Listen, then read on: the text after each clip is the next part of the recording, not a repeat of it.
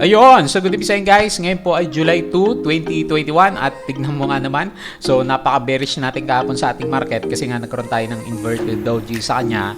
Akala natin gagayahin niya yung nangyari dito last time, nagkaroon tayo ng inverted doji. Pero baliktad po, sobrang lakas po ng ating market kahit na sinabi natin kahapon is meron na nga alert doon sa first eruption po ng ating Taal Volcano. Plus, maraming news with regards po sa evacuation doon. Pero parang hindi masyadong pinansin ng ating market bagkos ang tinitignan niya is yung paring ating unemployment rate sa Pilipinas is nag-improve kasi.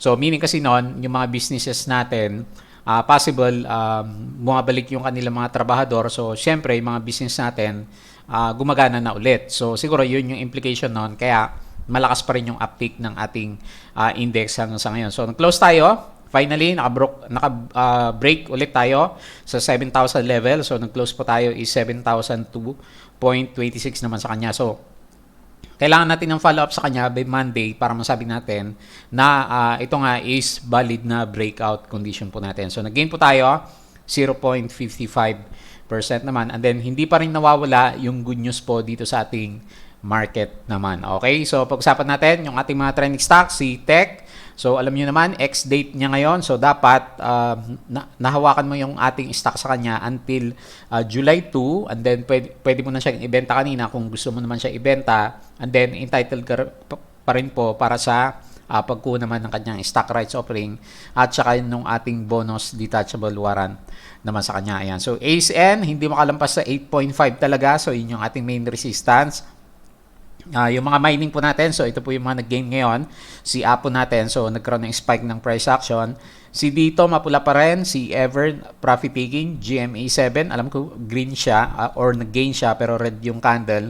And then yung mga winner po dito sa ating power sector is ito pong si SCC kasi nagkaroon po ng follow-up yung ating breakout sa kanya kahapon naman. And then pag-usapan natin ng konti yung ating PSEI index naman. Okay? So, kung bago ka lang guys, dito sa ating trading channel, so disclaimer tayo, pakibasa maigi to. So, sabi nga po natin is personal study lang po ito and then for educational purposes lamang. So, hindi po itong isang recommendation pero ito po ay para sabihin sa inyo na kayo po yung magde-decide para mag-buy, sell, or hold mga stocks kasi nga meron po tayong risk dito sa ating market naman. Okay? So, sa mga bago po dito sa ating trading channel, so as usual, please don't forget to subscribe dito po sa ating Palabi Trader na YouTube channel and then, pasadaan mo po yung mga nakalagay dito naman sa kanya. So, sabi ko sa inyo, guys, pwede na kayo mag-join sa kanya. Meron tayong membership button dito sa kanya. So, kung gusto mo ng trading community or gusto mo ng mga lectures dito sa ating stock market, pwede po dito sa ating YouTube and then dun sa isa sa ating Patreon account naman. Pero sabi ko sa inyo, kung gusto mo is mag-aral lang, so kompleto tayo dito.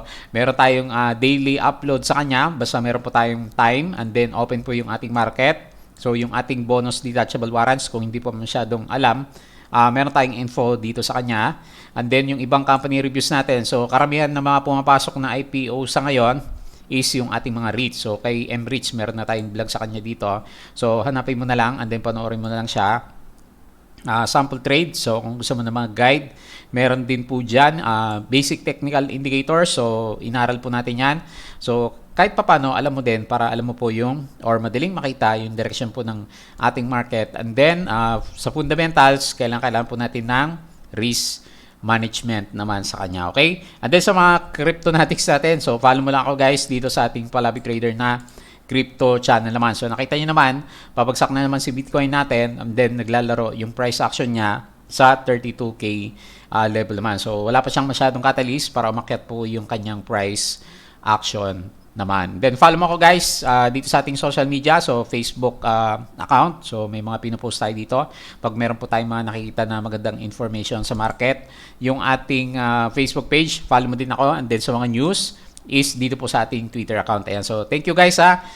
Nasa 5,000 followers na tayo dito sa ating Palabi Trader na Twitter account. So, sabi ko sa inyo, maganda tong platform natin na to kasi naglalagay tayo dito ng mga retweets galing po sa ating mga brokers. Ayan. So, kung gusto mo ng information sa kanila, baka kasama po dito yung stock mo. So, yung nilalagay ko lang dito is lahat po related sa mga news sa ating mga stocks. So, one-stop shop siya para dun sa ating mga information naman. Okay? And then sabi ko sa inyo guys, so bukas na po yung ating Patreon account. So, July 2, open na po siya. So, yung mga gusto po nakasabay natin mag-trade dito sa ating stock market, gusto mo naman stock picks natin, mga guide, community. So, meron po tayo dito sa kanya. So, tignan mo na lang po kung anong levels na appropriate sa'yo. So, yung iba ang hahanap sa lecture dito sa ating market. So, meron din po. So, meron din tayo mga studies na ginagawa naman sa kanya. Okay, so check mo na lang po yung ating Patreon.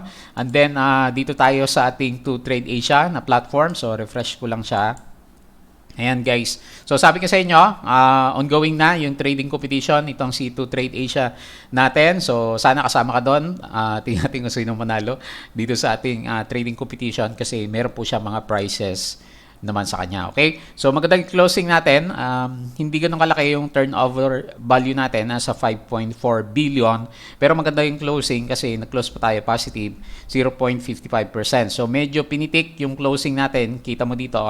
So biglang umakyat yung ating index after ng closing. Finance, industrial, holdings, properties, binatak sila, and then yung mining natin is maganda rin siya over the day naman. Pero ang pinaka-winner natin, service sector at saka yung ating mining naman sa kanya. Di makita mo, halos maganda po lahat ng ating blue chip sa kanya kasi kokonti lang po yung namula. Ano kayo meron dito kay LTG? Tagal ko na nakikita bumabagsak to. At saka si AGI natin. Pero the rest, umakit naman po yung kanilang mga price action. And then yung winner natin, si SECD, si DMC, at saka itong si ICT naman natin. So, bumalik ulit yung price action nitong si ICT. Mukhang siya yung pinaka-leader po natin dito po sa ating mga blue chips naman. Ayan. So, medyo maganda yung mood natin sa market kasi nagkaroon po tayo ng net foreign buy sa kanya, 754 million. So, nandiyan na ulit sila after mambuhos. Bumabalik po yung ating mga foreigners. So, maganda rin yung kanilang participation. So, 60 yung local and then 40% po yung ating mga foreigners naman sa kanya. So, tingnan mo, lahat ng indices po natin is umakyat naman for the day naman. Okay? So, tingin po tayo dito sa ating charting. So, naging bullish tuloy tayo eh. So, bearish na bearish ako sa kanya kahapon kasi nga inverted doji. And then, last time, meron tayong experience sa kanya pag nag-inverted doji yung index. Nagkakaroon po ng profit taking. Pero yun nga, maganda yung uptick ng ating index. So, hindi pa rin kasi nawawalan ng good news po sa ating market kahit na nabalita po na sumabog po yung ating Bulkang Taal naman. So, hopefully, hindi siya magtuloy-tuloy para sa mga kababayan natin doon. Keep safe po kung malapit ka po doon sa Taal Volcano naman natin. Okay, so maganda po yung ginawa niya. Nagkaroon tayo ng bounce dito sa RSI 58. So, bullish na bullish yung market natin kasi hindi siya bumabagsak below ng RSI 50. So, nag-stay lang siya above RSI 58. So, halos nasa overbought condition pa rin yan, guys. So, malakas talaga yung ating mga blue chips as of this time naman. So, ayan tuloy yung MACD natin. Parang gustong pumunta sa ibabaw naman po ng ating red line naman. So, maganda makita by next week, follow-up na breakout. And then, kung sakaling mag-pullback, mag-retest lang tayo sa 7,000 level. Indication, pag ganun po yung nangyari sa kanya, strong po tayo. And then, meron tayong tendency is umakyat ulit up to 7,100 level naman. So, yan naman yung next na pupuntahan po ng ating overall market condition sa kanya. So, maganda yung pinapakita po ng ating candle sa kanya kasi nagkaroon siya ng higher low formation, puro higher low, and then ngayon, meron tayong new high closing as of today naman. So, very good po yung nakita natin sa ating market. So, yung ating COVID cases is sustainable or parang umakyat siya dito sa kanyang drawing. Pero, makita mo naman, ang 7-day average natin, 5,725. Yung nakita natin sa ngayon, 6,000 plus yata. Tingnan natin dito sa ating Twitter. Ayan. So, kahit yung mga COVID cases natin, nire-repeat natin guys para updated tayo. Meron tayong 6,192 cases for the day. So, sustainable po yung ating COVID cases.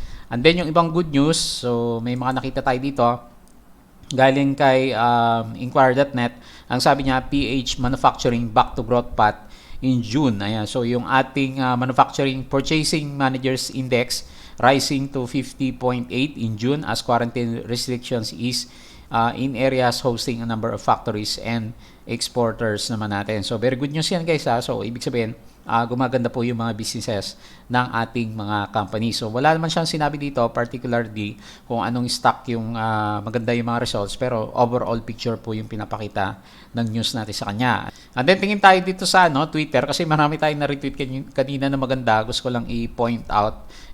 Halimbawa to, ayan galing sa ating PhilNews Agency. DTI's Board of Investment said the latest economic figures point to better economic performance for the second quarter of the year despite stricter community guidelines. Ayan, so good news na naman.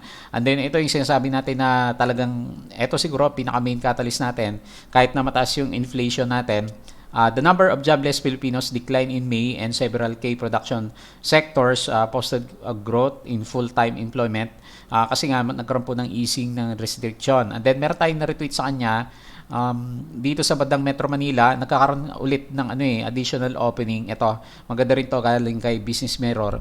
So the COVID-19 Interagency Task Force loosened the restrictions for some establishments in the National Capital Region. So ano pa nga ba isipin ng mga investors natin? So siguro maganda talaga yung ating mga negosyo na as of this time naman. Okay, so dami nating good news. So sa cryptocurrency, ito yung sinasabi ko sa inyo guys. So parang matamlay pa rin si cryptocurrency natin kasi si Bitcoin nasa 33,000 and then tignan mo naman lahat ng cryptocurrency natin is pabagsak pa rin po yung kanilang mga direction. So mukhang nagbabounce lang siya from 30k papuntang 35k level naman kasi nagsa-sideways to downwards yung overall market condition po ng ating cryptocurrency. So parang hindi maganda for long-term investors in the short term dito po sa ating cryptocurrency naman. Okay, so tingin tayo sa global market. So mukhang okay naman sa US. Kagabi is okay sila. Halos green, ganun din sa European market. Okay din po tayo ngayon. Pero pagdating dito sa Hang Seng, tsaka dito sa China, ang lakas ng drop nila eh. Pero sa ibang Southeast Asian countries natin, mix. Meron tayong green. And then, meron din tayong mga red pero hindi naman ganun kalaki. So nakita natin overall sentiment maliban dito sa China is very good po yung ating ASEAN market saka global market sa kanya. Kaya no way but to go up yung market natin kung marami pong good news na naglalabasan naman sa kanya. Okay? So tingin na tayo dito sa ating mga trending stocks. Hopefully ganyan pa rin by Monday, no? So kung hawak mo is blue chips, ramdam mo po ito kasi blue chip index natin yung gumagalaw. At then marami din tayong mga stocks na umakyat hanggang sa ngayon naman. Okay? So, unahin natin si Certec. Medyo okay na po yung ating SRO sa kanya. So, nagkaroon na ng price adjustment kanina. So, pre-nice in na niya. And then, nag-close siya is 5.76. Pero yung pinaka-low natin sa kanya is 5.64. So, hindi maganda. Pinapakita lahat ng indicators kasi ito, sentiment-driven. Gawa nga po ng ating parating na SRO. Pero ang madalas ko marinig or mabasa is yung mga joint underwriters niya, siya pa mismo yung nagbebenta dito kay Tech. So baka daw sa salo kasi makukuha mo siya ng 5.5. So ngayon, sa price action na 5.76, so lagyan ko muna ng support. Tingnan natin kasi doon sa mga offer dates po nitong CTEC natin. Very attractive siya kasi nag-close ng 5.76, initial support 5.65. Pero yung ating SRO price sa kanya is nasa 5.5. So ilang percent yung nakuha discount ng ating mga kasama. So kung hawak mo siya, ayan, meron ka late, no? Meron kang halos 5% na gain sa kanya kung makabili ka sa SRO. Kung hanggang dyan yung ating price action sa kanya, pero mas malaking kinita nung mga nag-profit taking nung nag-pick siya dito sa around 7 peso level naman itong si Certec naman natin. Okay. So, makita natin for the coming few days kung ano po yung reaction ni Tech natin. Yung ating offer date sa kanya. So, tignan mo na lang po para makabili ka po or maka-avail dito kay Certec naman natin. So, wala pa ako nakita sa ating mga brokers sa ngayon. So, baka mamaya mag-reflect na siya. And then, kung meron po kayong hawak na Certec until this day, kahit nabenta nyo na, pwede po kayo mag-avail ng ating SRO naman sa kanya. So, lalagyan ko muna ng support guys. Yung ating resistance is depende sa sentiment po ng ating market kasi mahirap mag-decide ngayon. Nasa stock rights offer period po itong si Certec naman natin. Pero overall trend is very bearish. hindi maganda yung pinapakita niya, plus magdadagdag po ng mga shares. Tingnan natin for the coming few days kung makarecover po yung price action nitong si Certec naman natin. So tingnan natin yung kanyang performance. Hindi naman ganun kalaki, di ba? Yung binagsak niya, nag-loss siya. Negative 1.71%. Malaki pa rin talaga yung ano niya. Oh. Net foreign selling, negative 4.5 million. Si Call at Abacus yung ating main buyer. And then si Abacus at saka si Call din yung ating pinaka-main seller naman sa kanya. Ayan. So anyway, parang hindi maganda no yung ating tech sa kanya. So tingnan natin, baka in the coming few days makarecover naman itong si Certec po natin. Okay, so next natin si ACE-N. So hindi tayo makalampas sa 8.5. So tinatry niya kanina, ang pinaka-high niya is 8.55 pero talagang mailap sa 8.5 level itong si ACE-N. Pero makita mo naman yung galaw niya, parang parehas sa index natin. So although si index naka-breakout na, itong si ACE-N, parang ganoon din naman yung gusto niyang gawin. So meron tayong uptick ng volume sa kanya for the last 2 days pero nasilip ko na kanina, net foreign selling siya, negative 36.6 million. So meron pa rin nagka-cash out sa kanya. Nag-gain naman siya for the day 0.24%. Itong si Citisec at Video yung ating main buyer, and then si Call at saka si Salisbury naman yung ating pinaka main seller naman sa kanya. Ayan. So si Credit Suisse nagbebenta sino kaya ang pinaka ano niya. Pero namimili din isang si Credit Suisse daw, Credit Suisse. Ayan. So nagkamali tayo ng huli. Okay, so yung galaw natin is tempered.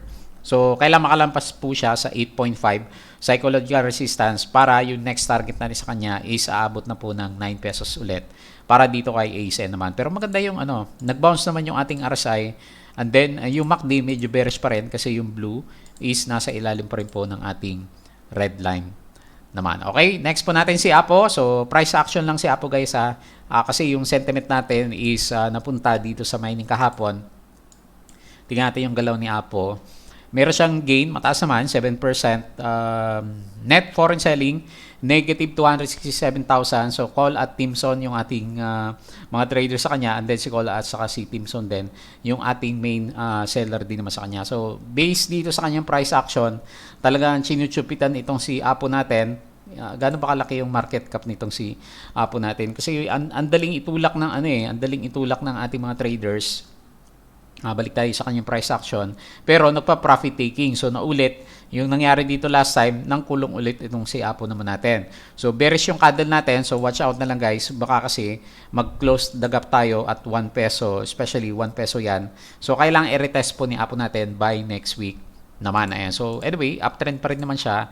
Yun nga lang, kung medyo sa taas ko bumili sa kanya, medyo masakit kasi nag-drop po itong si Apo natin. So tingnan natin ito na yung pinaka-resistance niya dito sa bandang taas. Yan ay ilalagay natin dito. Initially pwede lagyan natin ng guhit. Support natin yung yung 1 peso, and then halos sakto naman andito pala sa 1.2 yung pinaka main resistance natin kay Apo naman. So hindi maganda yung candle natin, pero yung volume is nandiyan. Hopefully magkaroon siya ng bounce by next week, pero parang ganito yung gusto niyang gawin. Nagkaroon siya ng Dow G, inverted Dow G na mahaba. And then, nag-uptick, and then nagkaroon ng buhusan itong si Apo natin. Pero yun nga, sa laki ng volume niya, baka meron siyang uptick by coming Monday sa trading po natin. Pero expect, magkakaroon siya ng retest either dito sa 1 peso or dito sa 1.21, 1.01. So, dyan po kasi yung ating pinaka-support level. So, okay yung ating mga indicator sa kanya. Siyempre, ang ayaw lang natin, yung Dow G natin sa kanya kasi ang lakas ng profit taking naman sa kanya. So, buti medyo na-close siya above po ng ating opening, kasi kung hindi, medyo pangit tignan po itong si Apo naman natin. Okay, so next po natin si Dito, mga Dito-natics natin. So, ayaw pa rin talaga guys, So, nauuntog pa rin siya dito sa ating MA9. So, yan yung pinaka-main resistance natin. And then, syempre, dahil ganon, very bearish pa rin yung perception natin kay Dito. So, meron siyang uptick last time, pero hindi niya kinaya. By the way, July 8 pala yung technical audit daw nitong si Dito natin. Hopefully, maipasa niya para yan po yung next na catalyst naman natin sa kanya. So, marami siyang news na mga nilalabas. O, halimbawa, ito, yung mga coverage niya. So, naglabas na naman siya ng news dito kay Business Mirror. Ilang araw ko na nakitang may mga ginagawa po na ano na advertisement itong si dito natin or depende sa gumagawa ng news sa kanya. So ayon dito kay Business Mirror natin, 17 new areas have dito coverage naman. So dito Telecom, the third telco license has expanded its coverage to Calabarzon, Central Luzon, Negros and Northern Mindanao naman. Ayan. So dumadami na yung mga hawak po nitong si dito natin. So kaya nga lang kasi yung price action natin sa kanya hindi maganda. So meron siya loss, negative 0.55%. Meron siyang konti lang, no? 158,000 na net foreign buying.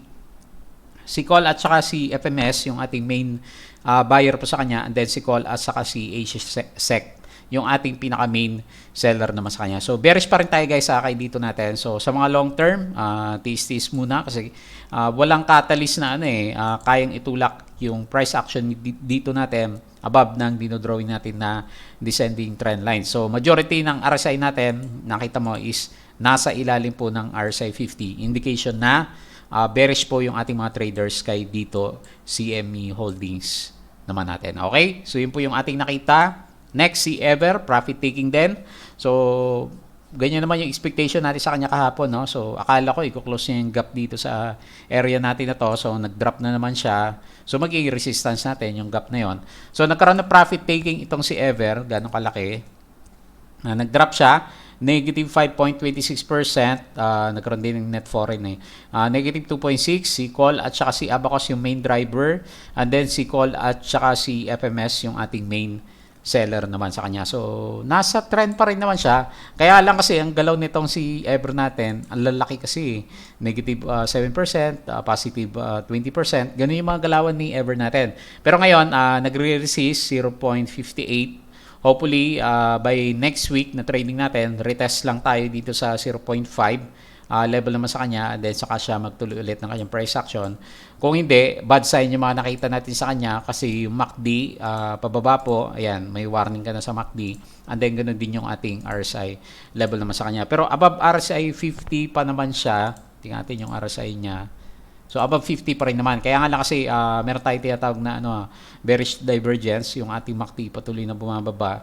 And then hanggat hindi umakyat yung ating RSI, ganun yung tingin natin kay Ever naman as of this time naman natin. So medyo bearish po yung mga nakita natin. Hopefully yung retest natin 0.5 by next week. Kayanin po niya para magkaroon lang siya ng consolidation until such time malaman natin kung magbe-breakdown siya or magkakaroon ulit ng breakout itong si Ever naman natin. Okay, next po natin si GMA7. So mga kapuso, confirm si Miss Bea Alonso is nasa GMA7 na nga. Pero yung ating price action sa kanya, parang ganun din, no? May no-point out sa akin na kasama natin. Shout out daw kay Mr. Kian. So sabi niya sa akin is bearish divergence. So medyo bearish yung ating RSI. And then yung ating MACD formation is nag-start na pong magkaroon ng bearish sentiment. Pero yung ating overall picture sa kanya, uptrend pa rin naman itong si GMA. Nagkakaroon lang po tayo ng initial resistance. Last time is 14.8. So nasa MA9 pa rin naman yung ating price action sa kanya. So sinasabi is medyo malapit na siyang mag-release ng kanyang earnings. Tingnan po natin. Hopefully meron siyang kasunod na volume by next week kasi tingnan mo, medyo bumababa yung volume natin plus yung ating mga RSI is medyo nanghihina din yung ating mga price action naman. So para naman hindi tayo masyadong bearish, lalagyan ko siya ng support dito sa RSI 70 level naman natin. Pero tingnan mo lang, watch out lang kung mag-cross down yung MACD. Medyo bad sign yun sa kanya in the short term naman. Pero uptrend pa rin naman overall picture ni GMA7. And then anytime pwede siyang magkaroon ng breakout ulit kung papasokin po ng volume ng ating mga traders naman. So tingnan natin yung kanyang price action is nag-gain po siya 1.26%. Si Call at saka si FMS, so yun pala sinasabi ko kanina, nag-gain naman pero red yung candle. Call at FMS yung ating main seller, and then Call at saka si FMS din po yung ating pinaka main buyer naman sa kanya. And then yung isang winner natin, so SCC, tingnan mo nga naman, ito yung sabi natin, back to back breakout itong si SCC. So malakas siya, maganda po yung demand niya, na kaya niya mag-breakout sa RSI 70, and then yung pinag-usapan natin na breakout level kahapon sa kanya or nung last time is nandito sa 15 pesos. So malakas siya. 52 weeks high itong si SCC natin, di ba? So ganda ng galaw niya. Gaano kalaki ba yung inaptik nitong si SCC natin? Meron siyang laki ng ano niya akala ko million eh. Malit lang. Meron siyang 402,000 net foreign. Nag-gain po siya 3.5%. BCSEC at saka si Call yung main buyer, and then si Call at saka si BDO at saka si BCSEC yung ating pinaka main seller naman sa kanya. So konti lang pala yung net foreign buy nitong si SEC, pero alam niyo na kung bakit umakyat po si SEC bilang representative ng ating power company. So malakas daw kasi yung demand pagpa-uptick na yung ano guys, yung ating economy. So lumalakas yung demand dito sa ating mga power companies. So yung ating mga oil, later on, tignan natin kung ano mangyari kina Shell at saka si Petron, kung magkaroon din siya ng uptick. So kung totoo kasi na nag-open na ulit yung economy natin, syempre kailangan mo ng gasolina, di ba? At saka ito yung ating mga power companies naman sa kanya. So asa na ba tayo sa kanya? Pinag-usapan natin last time nung medyo bullish tayo is 16. So nandiyan na po yung ating price action. So tingnan lang natin kung kaya niyang basagin. Around 16.7 po itong si SEC natin. So drawing natin yung kanyang trend channel para makita natin yung galaw. Parang ganto-ganto nung nag-uumpisa si GMA7, di ba? So yung ating drop sa kanya dito is yung kanyang dividends last time or dito sa area na to. And then nag-recover siya and then dumiretso yung ating price action naman sa kanya. So tingnan mo, medyo nasa resistance pala itong si or naka-breakout na sa resistance itong si breakout na pala dito sa resistance si SEC natin. So anticipate baka magkaroon tayo na retry dito sa 16.7. So kasi nasa 52 weeks itong si SEC. Overbought na siya pero meron pa siyang konting allowance. So pwedeng pasukin pa siya ng mga traders, especially meron po siyang malalaking volume dito sa area natin na ito naman. So congrats kung hawak mo si SEC. So kahit matagal mo siyang hinawakan, ang ganda rin naman ng galaw niya, di ba? So umabot na siya ng 20% as compared doon sa ibang mga blue chips po naman natin sa kanya. Okay? So yun po yung ating mga review for today. So balik tayo sa ating PSE index. So balik optimism na tayo kasi 7,000 level po ulit si PSEI. So if matuloy na magkaroon ng continuation yung breakout natin by Monday, targetin natin is 7,100 level na. So asahan mo gagalaw at gagalaw yung mga blue chips natin. So review tayo bukas para makita natin kung sino sa kanila yung hanggang sa ngayon is maganda rin po yung kanila mga galawan naman. Okay po, so yun lang yung ating review. So as usual, bago tayo mag-close, please don't forget to subscribe dito sa ating Palabig Trader na YouTube channel, dito po sa ating cryptocurrency. So follow mo lang ako guys later on.